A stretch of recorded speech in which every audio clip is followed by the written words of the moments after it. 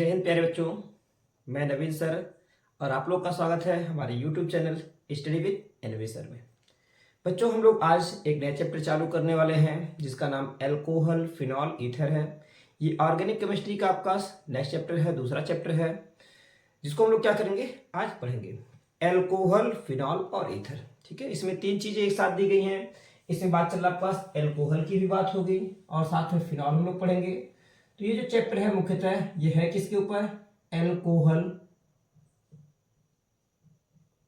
Alcohol है और क्या है भाई इसमें, एल्कोहल फिनॉल। ठीक है, एल्कोहल भी है और फिनॉल भी है। एल्कोहल फिनॉल और ईथर। एल्कोहल फिनॉल ईथर ये आपके पास अगला चैप्टर है जो एनसीईआरटी का पास 11वां चैप्टर कहलाएगा। एनसीईआरटी है, सेकेंड बुक है, उसका 11वां चैप्टर है एल्कोहल फिनॉल ईथर। तो पहले सबसे पहले बात आती है हमारे पास, हम एल्कोहल किनको कहते हैं, कौन फिनॉल होते हैं और कौन ईथर होते हैं, इनके बारे में हम लोग बात करेंगे। देखिए, एल्कोहल क्या होता है, जब किसी हाइड्रोकार्बन, चाहे आपके पास क्या हो, कैसा हाइड्रोकार्बन भैया, एलिफेटिक हो या फिर आपके पास एरोमेटिक हो ना। जैसे आपके पास एलिफेटिक हाइड्रोकार्बन है, ये सी है, इसके साथ आपके पास इस तरह से H लगा हुआ है, मेथेन है ये। इसी प्रकार से आपके पास क्या, एक एरोमेटिक भी कंपाउंड दे दिया जिसको हम लोग क्या बेंजीन कह रहे हैं, ये एरोमेटिक कंपाउंड है। इसके पास भी हर जगह हाइड्रोजन परमाणु, हर जगह है फिलहाल। तो क्या होता है, जब किसी एलिफेटिक हाइड्रोजन का एक या एक से अधिक हाइड्रोजन परमाणु किसी हाइड्रोक्सिल समूह के द्वारा प्रतिस्थापित हो जाता है। हाइड्रोक्सिल समूह मतलब हो गया आपका क्या, ये OH समूह आए और इसमें हाइड्रोजन परमाणु को हटा करके और खुद लग जाए, तो ये अभिक्रिया जो होती है, अर्थात ये जो उत्पाद प्राप्त होता है वो कहलाता है आपके पास क्या, एल्कोहल प्राप्त होता है। ठीक है, बनेगा आपके पास क्या बनेगा, सी के साथ आपके पास H हो गया, H यहाँ पर है, H यहाँ पर, और ये बन गया आपके पास OH। तो इसको हम लोग क्या कहते हैं, एल्कोहल कहते हैं।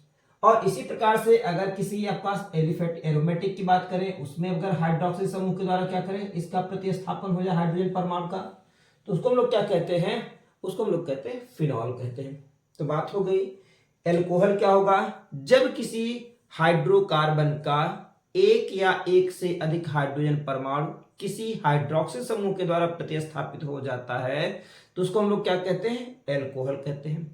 और जब किसी हमारे पास एरोमेटिक कंपाउंड है, उसका एक या एक से अधिक हाइड्रोजन परमाणु किसी हाइड्रोक्सिल समूह के द्वारा प्रतिस्थापित हो जाता है तो उसको हम लोग क्या कहते हैं, फिनॉल कहते हैं। ठीक है, आइए दूसरी बात आती है आपके पास, ये तो हो गई बात किसकी, एल्कोहल और फिनॉल की। और क्या होते भैया, ईथर।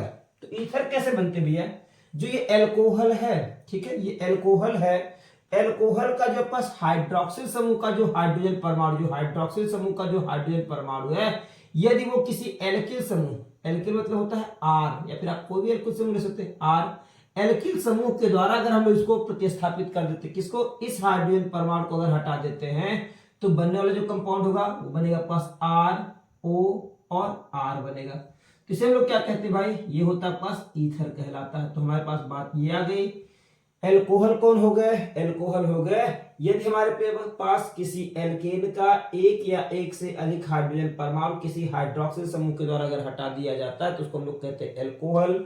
इसी प्रकार से फिनॉल क्या होते हैं, यदि हमारे पास क्या होगा, एरोमेटिक कंपाउंड है, उसका एक या एक से अधिक हाइड्रोजन परमाणु हाइड्रोक्सिल समूह के द्वारा अगर हटा दिया जाता है तो उसको हम लोग क्या कहते हैं, उसको हम लोग कहते हैं फिनॉल कहते हैं। बात आती है ईथर क्या होता है, ईथर हमारे पास जब एल्कोहल के हाइड्रोक्सिल समूह का हाइड्रोजन परमाणु किसी एल्किल समूह अथवा एरिल समूह के द्वारा हटा दिया जाता है तो उसको हम लोग क्या कहते हैं, फिनॉल कहते हैं। ठीक है, चलिए ये बात हो गई एल्कोहल, फिनॉल और ईथर की। अब बात आ रही है यहाँ पे एल्कोहल, फिनॉल और ईथर जो हो गए हैं, इनको भैया कैसे और किस प्रकार से, इनकी भैया क्या व्यवस्था है, इनकी क्रियाशीलता क्या हो। तो आप थोड़ा सा एक चीज और ध्यान रखिएगा कि एल्कोहल बहुत ज्यादा क्रियाशील होते हैं। अगर किसी कार्बन परमाणु पर दो या दो से अधिक हाइड्रोक्सिल समूह पाए जाते हैं, जैसे ये OH हो गया, यहाँ भी आपके पास OH हो गया, तो ये क्या करते हैं, अगर किसी कार्बन परमाणु पर दो या दो से अधिक हाइड्रोक्सिल समूह, कुछ इस तरह से लिख सकते हैं आप लोग, ये हो गया C के साथ आपका एक OH है, एक OH और हो गया, बाकी दो वैलेंसीज आपकी एल्डिहाइड अगर होगी तो CH3H होगा, HH भी हो सकता है, CH3 CH3 हो सकती है। तो अगर किसी भी के पास अगर कोई ऐसा कार्बन परमाणु है जिसमें एक ही कार्बन परमाणु पर दो या दो से अधिक हाइड्रोक्सिल समूह होंगे, वो क्या होते हैं, अस्थायी होते हैं। और अस्थायी होने पर ये हल्का सा अगर इनको गर्म करते हैं तो ये माइनस का H2O निकाल देते हैं। इस प्रकार से एक का H और दूसरे का OH परमाणु निकल जाता है। जब निकल जाता है तो बनता क्या आपका भैया, ये कंपाउंड जो बनता है C double bond of O, अर्थात यह एल्डिहाइड भी हो सकता है, एल्डिहाइड भी हो सकता है, या फिर आपके पास क्या हो सकता है, ये कीटोन भी हो सकता है। एल्डिहाइड और कीटोन दोनों हो सकते हैं, ठीक है। इसी प्रकार से अगर किसी हमारे पास हाइड्रोकार्बन में भी है 3 हाइड्रोक्सिल समूह ऐसे दे दिया है, मतलब क्या किसी एल्कोहल के अंदर एक ही कार्बन परमाणु पे 3 हाइड्रोक्सिल समूह दे दे, तो सेम प्रॉपर्टी है इसमें भी क्या होगा आपके पास, इसमें भी निर्जलीकरण किया जाएगा। माइनस का हो जाएगा आपके पास H2O, इसका भी निर्जलीकरण हो जाता है क्योंकि ये अस्थायी है। और जिसके फलस्वरूप क्या बनता है आपके पास, एक का H और दूसरे का OH इस तरह से निकल जाता है। जब H2O निकला तो बना आपके पास क्या, H, बिल्कुल आपके पास ये कोई कंपाउंड है, ये बनेगा C डबल बॉन्ड आपका O, बिल्कुल COO और H बनेगा, जिसको हम लोग क्या कहते हैं भाई, जिसको हम लोग कहते हैं कार्बोक्सिलिक अम्ल, ठीक है। क्या हो गया, ये हो गई कार्बोक्सिलिक अम्ल हो गई। तो हमारे कहने का साफ तात्पर्य ये था भैया कि हमारे पास एल्कोहल जो होते हैं, अगर वो मोनोहाइड्रिक एल्कोहल है तो थोड़ा कम क्रियाशील होगा, लेकिन अगर वो डाइहाइड्रिक है या फिर पॉलीहाइड्रिक एल्कोहल है तो उसमें क्या होता है, अगर एक ही कार्बन परमाणु पर हाइड्रोक्सिल समूह होते हैं तो वो अस्थायी होते हैं, बहुत ज्यादा ड्यूरेबल नहीं रहते हैं। क्या करते हैं, वो जल को निकाल देते हैं और एल्डिहाइड अथवा कीटोन का निर्माण करते हैं। लेकिन अगर ये हाइड्रोक्सिल समूहों की संख्या एक ही कार्बन परमाणु पे 3 हो तो क्या होगा, वो निर्जलीकरण करके आपको क्या बनाएंगे, बनाते हैं कार्बोक्सिलिक अम्ल। 4 होंगे तो कार्बन डाइऑक्साइड गैस मुक्त होगी। तो चलिए हम लोग फिर इस समय बात कर रहे हैं आपके पास क्या, एल्कोहल, फिनॉल और ईथर की। देखिए एल्कोहल, फिनॉल, ईथर जो था, इसका जब अध्ययन करना हुआ तो इसके अध्ययन के लिए क्या किया गया, अध्ययन को सुगम बनाने के लिए क्या कर दिया गया, इनका क्लासिफिकेशन किया गया। जब वर्गीकरण की बात आई है तो हम लोग एल्किल हैलाइड और एरिल हैलाइड का वर्गीकरण पढ़ चुके हैं, इसी प्रकार से इनका भी वर्गीकरण होता है। तो अगर हम लोग एल्कोहल और फिनॉल ईथर के वर्गीकरण की बात करते हैं, वर्गीकरण की बात करें तो वर्गीकरण को कैसे बांटा गया भैया, मतलब क्या एल्कोहल और फिनॉल को कैसे बांटा गया, फिलहाल हम इसमें बात कर रहे हैं एल्कोहल की। एल्कोहल को पहले बांटा गया है इसमें उपस्थित हाइड्रोक्सिल समूहों की संख्या के आधार पर। पहला जो मोड ऑफ क्लासिफिकेशन है, मतलब क्या इसके वर्गीकरण का जो पहला आधार है कि भैया अगर हमारे पास हाइड्रोक्सिल समूह भैया ज्यादा हो या कम हो तो उनके आधार पर इनको पहला दिया गया, बांटा गया। पहले बांटने का तरीका आपके पास क्या था भैया, जो आपके पास पहला मेथड भैया सेग्रीगेशन या फिर पृथक्करण या फिर क्या क्लासिफिकेशन जो है वो क्या है, इसमें था भैया क्या, हाइड्रोक्सिल समूह, ठीक है, हाइड्रोक्सिल समूह, ये होता है हाइड्रोक्सिल समूह की संख्या के आधार पर।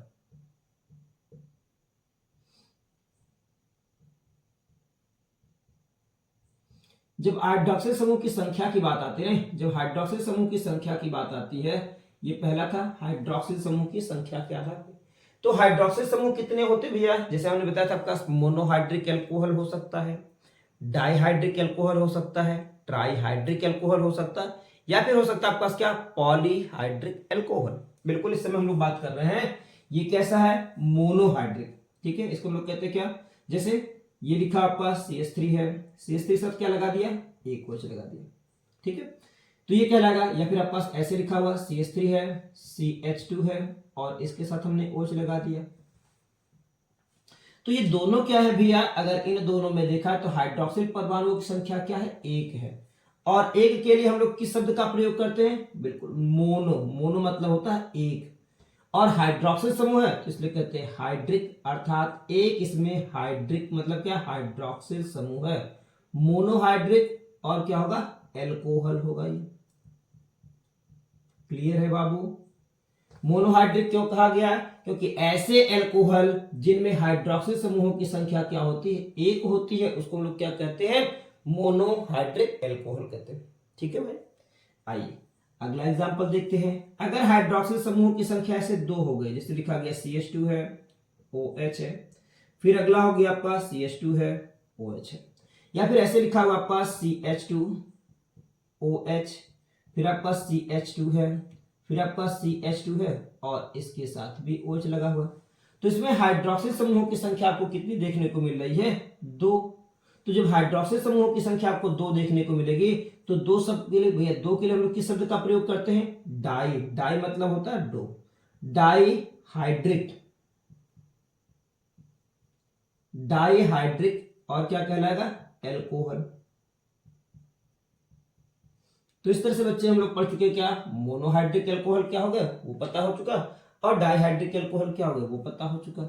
एक चीज और आती है, इसके बाद आप लोग पढ़ सकते हैं ट्राइहाइड्रिक भी पढ़ सकते हैं। जैसे बिल्कुल ट्राइहाइड्रिक की अगर हम बारे में बात करें तो ये बना आपके पास क्या? CH2 OH है, CH है, OH है, फिर CH है, 2 है और OH है।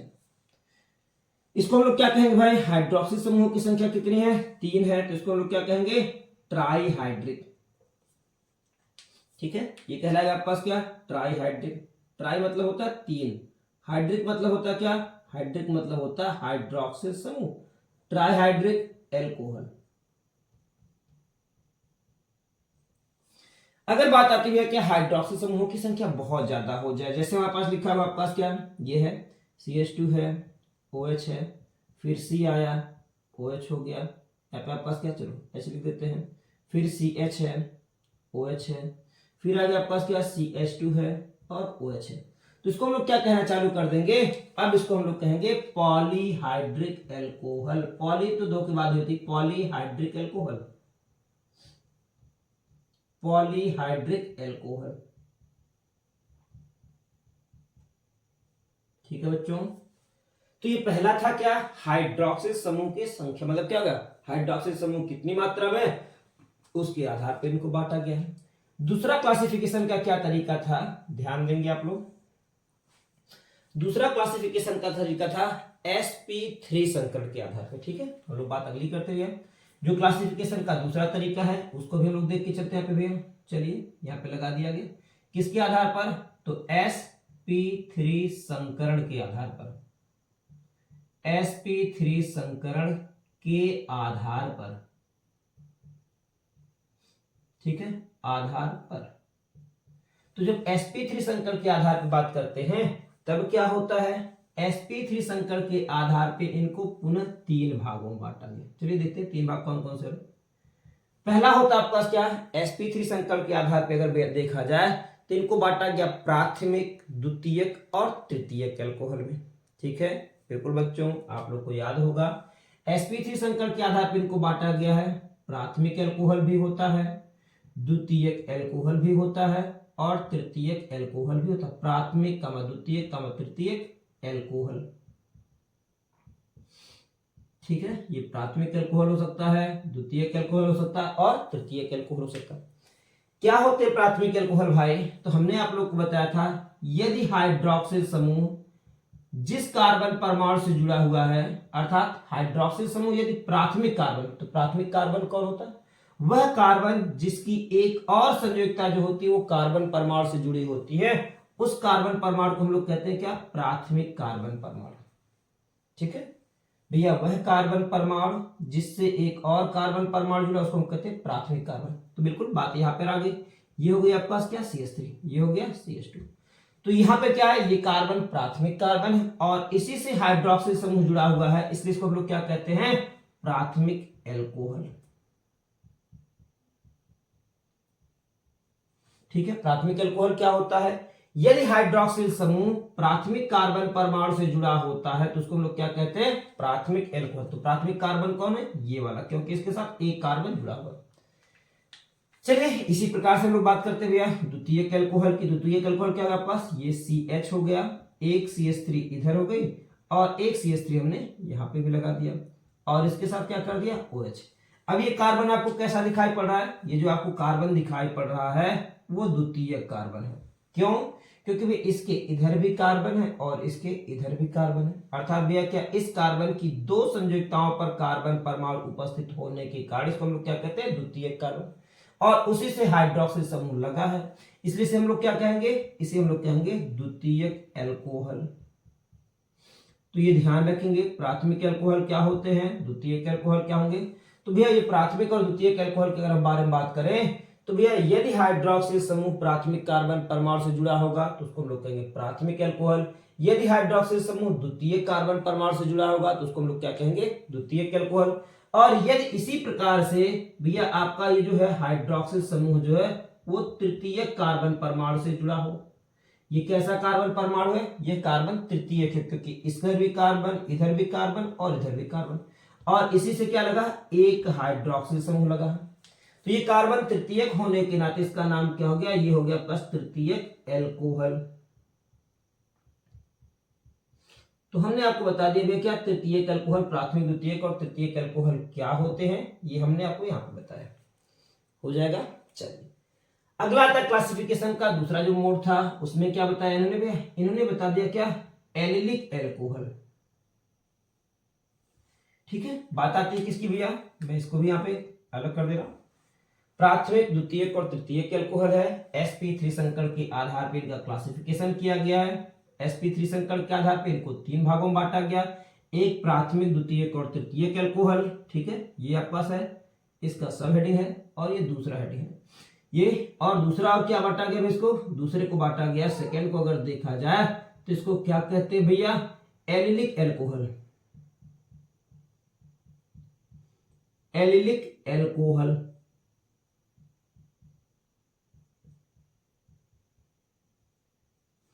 ठीक है, एलिलिक एल्कोहल क्या होते हैं, थोड़ा सा ध्यान दीजिएगा। एलिलिक एल्कोहल क्या हो गए, वे एल्कोहल जिनमें हाइड्रोक्सिल समूह जिस कार्बन परमाणु से जुड़ा हो उस पे तो sp3 संकरण, लेकिन उसके ठीक बगल वाले कार्बन परमाणु पर sp2 संकरण या डबल बॉन्ड अगर पाया जाता है तो उसको हम लोग क्या कहते हैं, उसको हम लोग कहते हैं एलिलिक एल्कोहल। चलिए देखते हैं एलिलिक एल्कोहल क्या हो गया आपके पास, यहाँ पे हो गया आपके पास क्या, CH2, और इसी के साथ हमने क्या हाइड्रोक्सिल समूह को लगा दिया। इसके ठीक बगल वाले कार्बन परमाणु पर क्या हो, डबल बॉन्ड, या फिर क्या कह सकते हैं इसमें भैया, इसके ऊपर अगर संकरण देखा जाए तो आपको sp2 संकरण देखने को मिल रहा होगा। तो जो sp2 संकरण देखने को मिल रहा है वो क्या बता रहा है कि भैया यह एक प्रकार का एलिलिक एल्कोहल है। ठीक है, एक और एग्जांपल आप देख सकते हैं, कुछ इस प्रकार का है। अगर हम लोग क्या साइक्लोहेक्सेन बना रहे हैं, ये साइक्लोहेक्सेन है, ये सभी कार्बन परमाणु हैं जिन पर sp3 संकरण पाया जा रहा है। sp2 संकरण कब होता, जब ये अल्टरनेट करके या फिर क्या इसमें बेंजीन रिंग पाई जाती तब इसमें sp2 संकरण होता। जी हाँ, अब क्या कर रहा है, इसी कार्बन परमाणु से हम लगा रहे हैं हाइड्रोक्सिल समूह। क्या कहा गया, जिस कार्बन परमाणु से हाइड्रोक्सिल समूह जुड़ा होता है उसके ठीक बगल वाले कार्बन परमाणु पर यदि sp2 संकरण या डबल बॉन्ड होता है उसी को हम लोग क्या कहते हैं बच्चों, एलिलिक एल्कोहल। तो ये बात हो रही है आपके पास क्या, इससे तो कार्बन जुड़ा, अगला हमारे पास क्या, हम लोग डबल बॉन्ड यहाँ पे लगा देते हैं, ये डबल बॉन्ड यहाँ पे लगा, या फिर आप यहाँ नहीं तो आप दूसरी जगह यहाँ भी लगा सकते हैं। कंडीशन दोनों हो सकती है, ठीक बगल वाले, इसके ठीक बगल में ये कार्बन और इसके यहाँ, तो चाहे आप यहाँ पे डबल बॉन्ड लगाइए या फिर आप पास यहाँ पर भी लगाएंगे, दोनों बात एक ही होगी। तो ये हो गया आपके पास क्या, एलिलिक एल्कोहल। परिभाषा एक बार फिर से देखते हैं क्या होता है भैया, वे एल्कोहल जिसमें जिस कार्बन परमाणु पर हाइड्रोक्सिल समूह जुड़ा होता है उस पे sp3 संकरण, और उसके ठीक बगल में क्या होता है भैया, sp2 संकरण या फिर डबल बॉन्ड अगर पाया जाता है तो उसे हम लोग क्या कहते हैं, उसको हम लोग कहते हैं एलिलिक एल्कोहल, sp3। लेकिन इस पे अगर देखा जाए संकरण क्या है तो आपको sp2 संकरण मिलेगा। ठीक है, चल ये हो गया हमारे पास एलिलिक एल्कोहल की बात हो गई। अगली बात करते हुए क्लासिफिकेशन में भैया दूसरा एक और आता है जिसको हम लोग और क्या कह सकते हैं भैया, ये पहला हो गया प्राथमिक कामा द्वितीय कामा तृतीयक एल्कोहल, दूसरा हो गया आपके पास एलिलिक एल्कोहल, और तीसरी की जब बात होती है तो तीसरा क्या कहलाएगा, बेंजिलिक एल्कोहल।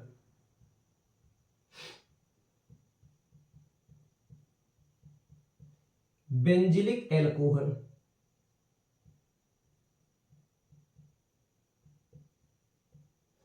जब बेंजिलिक एल्कोहल की बात आती है तो बेंजिलिक एल्कोहल क्या हो गया भाई, बिल्कुल हमने आपको बताया क्या भैया, जिस कार्बन परमाणु से हाइड्रोजन परमाणु जुड़ा हुआ है, बिल्कुल सही, जिस कार्बन परमाणु से क्या जुड़ा हो, हाइड्रोक्सिल समूह जुड़ा हो, जिस कार्बन परमाणु से हाइड्रोक्सिल समूह जुड़ा हुआ है उसी कार्बन परमाणु पर कम से कम एक अगर बेंजीन रिंग उपस्थित होती है तो उसको हम लोग क्या कहते हैं, बेंजिलिक अल्कोहल कहते हैं।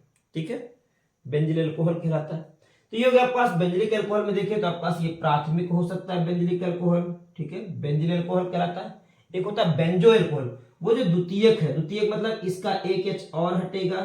देखो ध्यान दीजिएगा क्या कहा गया है भैया, बेंजिलिक अल्कोहल वे अल्कोहल होते हैं जिनमें जिस कार्बन परमाणु पर हाइड्रोक्सिल समूह जुड़ा होता उसी कार्बन परमाणु से कम एक बेंजीन रिंग अगर जुड़ी होती है तो उसको हम लोग क्या कहते हैं, बेंजिलिक अल्कोहल कहते हैं। ठीक है, यहां पर आ रहा है पास क्या हम लोग लिख रहे हैं, क्या ये हो गया CH, हमने एक एल्किल समूह हटा दिया, लगा दिया पे, और ये हो गया पास क्या OH, ये हो गई द्वितीयक बेंजिलिक अल्कोहल। इसी प्रकार से अगर तीनों हाइड्रोजन परमाणु हटा दिया जा रहा है, इसको लोग क्या करते भैया, तीनों हाइड्रोजन परमाणु को हटा रहे हैं, यहाँ भी R लगा दिया, ये R डैश हो गया और यहीं पे लगा हुआ पास OH लगा हुआ, तो ये हो गई तृतीयक बेंजिलिक अल्कोहल, जिनको हम लोग क्रम से बेंजिल अल्कोहल, बेंजो अल्कोहल और बेंजिल अल्कोहल कहते हैं। तो ये हो गया पास क्या, ये हो गए हमारे पास एल्कोहल क्लासिफिकेशन हो गए नहीं, बेंजिल, बेंजल और बेंजो। ठीक है, अगली बात आती है आपके पास किसकी भैया, अगली बात आती है किसकी किसकी किसकी भैया, sp2 संकरण के आधार पे, जिसको लोग बेसिकली फिनॉल भी कह सकते हैं। तो आप परेशान ना हो, ये आपके पास क्या हो सकता है भैया, sp2 संकरण के आधार पर अगर देखा जाए,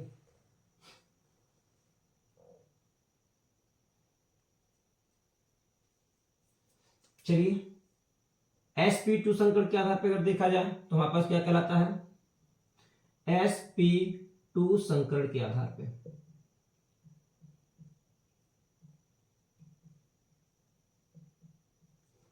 यहां पे नहीं आ रहा है, पूरा नहीं हो पाएगा, चलिए हम लोग इसको अलग लिखते हैं।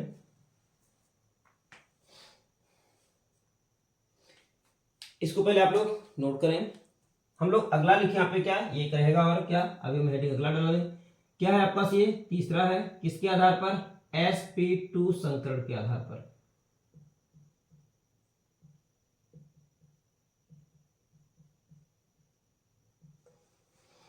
तो इतना पहले नोट कीजिए, फिर हम लोग क्या करते हैं नेक्स्ट, फिर देखते हैं।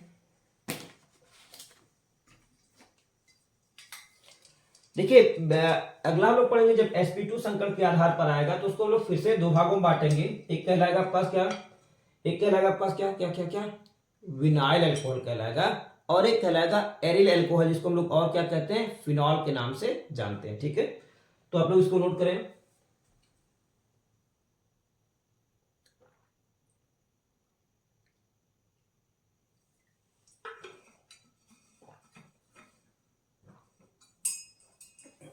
चलिए हटा रहा हूं मैं इसको।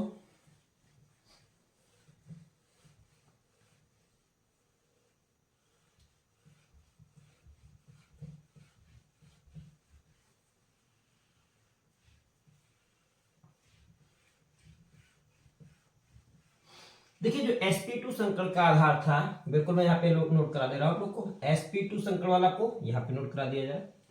ये तीसरा आपका तरीका था इसके क्लासिफिकेशन का, जिसको हम लोग यहाँ पे नोट कर रहे हैं, है क्या, sp2 संकरण के आधार पर, sp2 संकरण के आधार पर।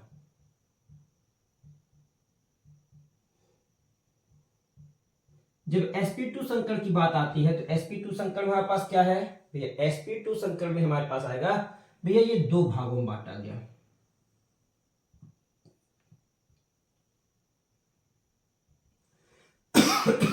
पहला क्या रहता है पास क्या, वाइनिलिक अल्कोहल, वाइनिलिक अल्कोहल।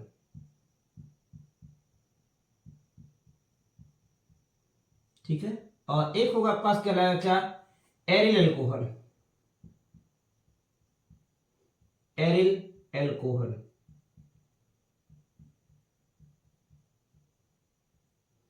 ठीक है, बिल्कुल यहाँ पे एरिल अल्कोहल, एरिल अल्कोहल को हम लोग और क्या कहते हैं भाई, इसको हम लोग बड़े प्रेम से फिनॉल भी कहते हैं, ये हो गया आपके पास क्या, फिनॉल भी कहलाएगा।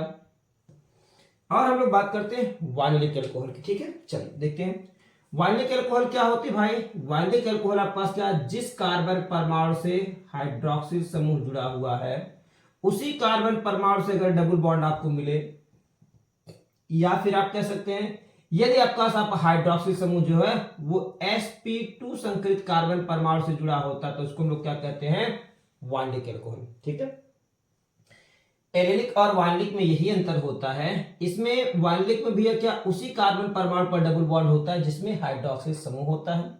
जबकि जब हम बात करते हैं एलिलिक की बात करते हैं तो उसमें क्या होता है भैया, देखो आपको बताया गया था ना कि जिस कार्बन परमाणु से हाइड्रोक्सिल समूह जुड़ा होता है उसके ठीक बगल वाले कार्बन परमाणु पर डबल बॉन्ड होता है।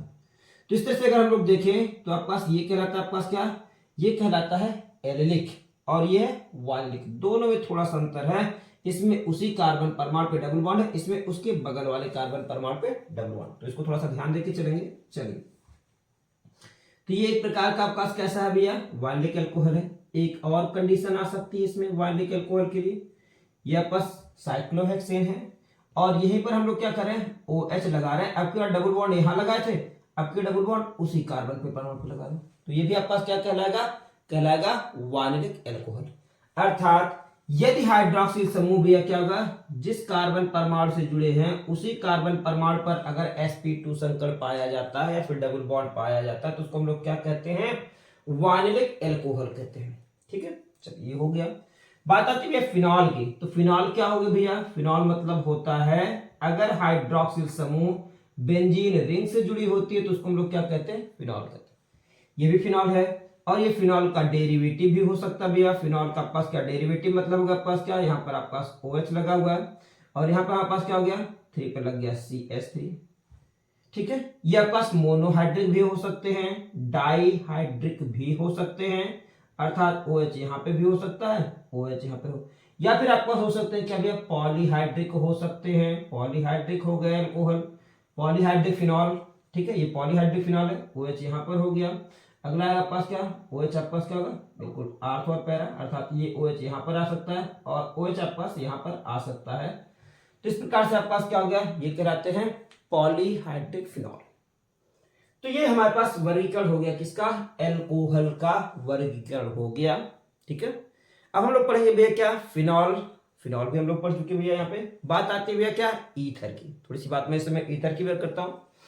ईथर क्या होता है, ईथर को भी बांटा गया यहाँ पे। चलो देखते हैं भैया, ये एल्कोहल और फिनॉल आपके हो चुके हैं। बात आती है ईथर की। ईथर क्या होते हैं भैया, जब ऑक्सीजन परमाणु की दोनों संयुक्ताएं, ठीक है, ऑक्सीजन परमाणु के से जो देखा जाए तो 2 संयुक्ताएं होती, एक संयुक्ता ये हो गई या फिर एक संयुक्ता ये, 2 संयुक्ता होती। तो जब ऑक्सीजन परमाणु की दोनों संयुक्ताएं समान अथवा भिन्न भिन्न एल्किल अथवा एरिल समूह से जुड़ी होती है तो उसको हम लोग क्या कहते हैं, ईथर कहते हैं। बनता कैसे, एल्कोहल से हम लोग अभी थोड़ी देर पहले बनाए थे। तो यहां पर हम बना रहे हैं ईथर, ईथर बना रहे हैं। ईथर क्या हो गया, ईथर को यहाँ पे क्लासिफाई किया गया 2 भागों में। एक ईथर जो होता है, चलो ऐसे क्लासिफाई कर रहे हैं, ईथर जो हो गया वो 2 भागों में वर्गीकृत है। एक कहलाता है सममित ईथर। ठीक है, सम मतलब समान, मित मतलब होती क्या, संरचना, सममित ईथर। एक हो गया सममित ईथर और एक क्या होता भैया, असममित ईथर।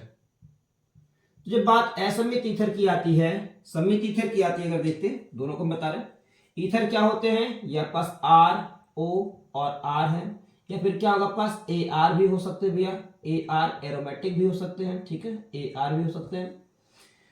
ठीक है, बेंजीन रिंग भी हो सकता है, एल्किल रिंग भी, मतलब क्या एल्किल समूह भी हो सकता है। तो बात करते समय हम लोग सममित ईथर, तो जैसे ये है CH3O और ये CH3, अर्थात यदि ऑक्सीजन के लगे दोनों संयुक्ताएं समान एल्किल अथवा एरिल समूहों से जुड़ी होती है उसको हम लोग कहते हैं सममित, क्योंकि अगर बीच से काटते हैं तो 2 समान संरचनाएं आपको प्राप्त होंगी, इधर भी उतनी इधर भी उतनी, तो इसको हम लोग कहेंगे सममित ईथर। इसी प्रकार से आपका हो गया क्या, C2, सॉरी ऐसे लिख सकते हैं, C2 और H5 और O, फिर हो गया C2 और H5 और O, ये भी सममित ईथर है, सॉरी C2H5O, यहाँ पे C2H5O और C2H5, ये भी कैसा है, सममित ईथर। या फिर हमारे पास हो ऐसे बेंजीन रिंग हो और बेंजीन रिंग के साथ क्या लगा भी, ऐसे एक ऑक्सीजन ये लगा, एक ऑक्सीजन और आकर के लग गया इस तरह से, तो इसको भी हम लोग क्या कहेंगे, सममित ईथर। ठीक है, बात आती है असममित ईथर क्या होते हैं। देखो ध्यान दीजिए, यदि ऑक्सीजन परमाणु की दोनों संयुक्ताएं समान प्रकार की एल्किल अथवा एरिल समूह से जुड़ी होती हैं तो उनको हम लोग क्या कहते हैं, सममित ईथर कहते हैं। अगर बात आती है असममित की, तो असममित ईथर क्या होते भैया, ये हो गया O के साथ क्या लगा दिया हमने यहाँ पे भैया, इधर लगा दिया एक तरफ CH3 और एक तरफ लगा दिया C2 और H5 लग दिया, नहीं ये C2H5 लिख दिया, तो क्या हो गया भैया, ये हो गई असममित। क्यों, क्योंकि अगर हम लोग यहां से इसको तोड़ने का प्रयास करते हैं तो दो असमान, इधर एक कार्बन और इधर दो कार्बन प्राप्त होंगे। इसी प्रकार से आपके पास क्या हो गया, अगर हम लोग ऐसे लिख रहे हैं, एक तरफ हमने बेंजीन रिंग डाल दी O हो गया और एक तरफ CH3 डाल दिया CH3, ये भी क्या है, असममित ईथर है। या फिर हम लोग ले लिए भैया इस प्रकार से, CH3 है, O है, यहाँ पे C है, CH3 इधर हो गई, H हो गया और एक CH3 इधर हो गई। तो यहां भी अगर हम लोग ऑक्सीजन पर से इसको अलग अलग करते हैं तो ये क्या होंगे, दो असमान भाग प्राप्त हो रहे हैं, दो असमान भाग प्राप्त हो रहे हैं। असमान भाग प्राप्त होने की वजह से इनको क्या कहा जाता है, असममित ईथर। ठीक है, तो ईथर क्या होते हैं, ईथर वे आपके पास क्या, ये कह सकते हैं आपके पास एल्कोक्सी या फिर क्या अल्कोहल के डेरिवेटिव होते हैं जिनमें ऑक्सीजन की दोनों संयुक्ताएं समान अथवा भिन्न भिन्न एल्किल अथवा एरिल समूह से जुड़ी होती है, उनको हम लोग क्या कहते हैं, ईथर कहते हैं। ईथर कितने प्रकार के हो सकते हैं भैया, ईथर दो प्रकार के होते हैं, एक कहलाता है सम्मित ईथर और एक कहलाता है असम्मित ईथर। सम्मित ईथर क्या है भैया, सम्मित ईथर वे ईथर होते हैं जिनमें ऑक्सीजन परमाणु की दोनों संयुक्ताएं समान प्रकार की एल्किल अथवा एरिल समूह से जुड़ी होती हैं, उनको हम कहते हैं सममित ईथर। असम्मित ईथर कौन हो गए भाई, असम्मित ईथर वे ईथर होते हैं जिनमें ऑक्सीजन परमाणु की दोनों संयुक्ताएं भिन्न भिन्न एल्किल अथवा एरिल समूहों से जुड़ी होती हैं, उनको हम लोग कहते हैं असम्मित ईथर कहते हैं। ठीक है, तो ये हो गया हमारे पास क्या, क्लासिफिकेशन हो गया किसका भैया, एल्कोहल, फिनॉल और ईथर का। नेक्स्ट वीडियो में हम लोग क्या करेंगे, इनके IUPAC नामकरण को पढ़ेंगे। ठीक है, और उसके बाद हम लोग क्या मेथड ऑफ प्रिपरेशन पढ़ेंगे, इनकी कुछ केमिकल प्रॉपर्टीज पढ़ेंगे, इन सभी चीजों को हम लोग आने वाले नेक्स्ट वीडियो में पढ़ेंगे। ठीक है, तब तक आप लोग क्या करें, इनको ध्यान से पढ़ें। देखिए नोट्स बनाते चलिए, आप लोग कॉपी पे शॉर्ट में ये सभी चीजें बनाते चलिए और इसकी परिभाषा आप लोग डिटेल में वहां पे पढ़ सकते हैं, ऑफलाइन भी पढ़ सकते हैं, ऑनलाइन भी आप पढ़ सकते हैं। ठीक है, तो चलिए हम लोग क्या करते हैं, कल पुनः क्या करेंगे, मुलाकात करेंगे एक नए भैया चैप्टर के साथ, सॉरी एक नए टॉपिक के साथ, जिसमें क्या होगा, इनके IUPAC नाम करके हम लोग अध्ययन करेंगे। ठीक है, तब तक के लिए मस्त रहें, स्वस्थ रहें, थैंक यू।